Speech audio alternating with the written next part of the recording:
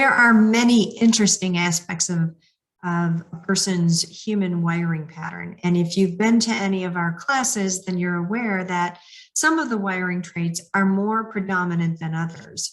Now, your wiring influences how you navigate changes, how you communicate on a daily basis, how you get results in all aspects of your life and business.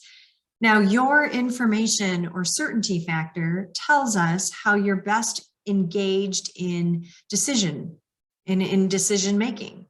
Now, none of this is good or bad or right or wrong. It is what is.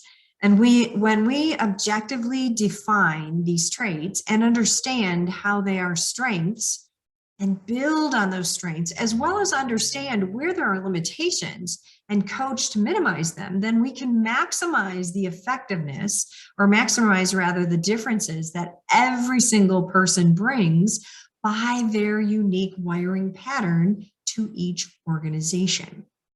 Now, what happens when someone who is higher in certainty collides with someone that's lower in certainty? Well, one of our clients had a COO who was naturally wired with a high degree of certainty.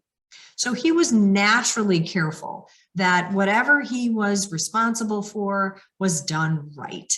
Now, while this hardwiring trait can be a strength because it drives the person to produce work of great quality, it can also be a limitation if not managed.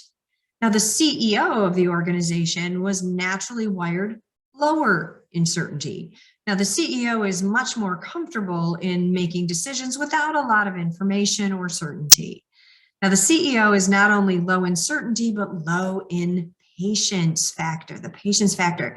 So he does not need a lot of information, and he may also underestimate the amount of time or resources it takes to implement projects, of which the COO, being highly detailed, worries a great deal about. Now, with increased awareness of their natural wiring, they can maximize each other's strengths. Now, the COO has the natural ability to see the details of a project. His thoroughness can be an asset if he learns to delegate to the team. He is highly motivated when he has a work environment that allows him to follow through on the projects right up until completion. Now, he'll also need to balance his natural need for information and certainty. Because sometimes there are times where we just have to move forward without all of the information. Now, the CEO does not need a lot of information to make decisions. So he may have a tendency to scan emails and miss information that the COO goes to great lengths to provide in the email. So the COO became masterful at delivering the communication the way the CEO needed to receive it. He used our Wiring Matters infographics to format his emails with an executive summary at the top of the email that the CEO would read. Probably not more than 2 to 3 sentences, with all the critical elements or information. Now, the CEO learned how to be more illustrative in his examples that provided those essential details when he was communicating with his COO. So the CEO also learned to communicate the pros, the cons, and the whys when relaying new data or even changes that needed to be made. He also learned to manage his high sense of urgency, especially when determining timelines. See, every person brings value to the team.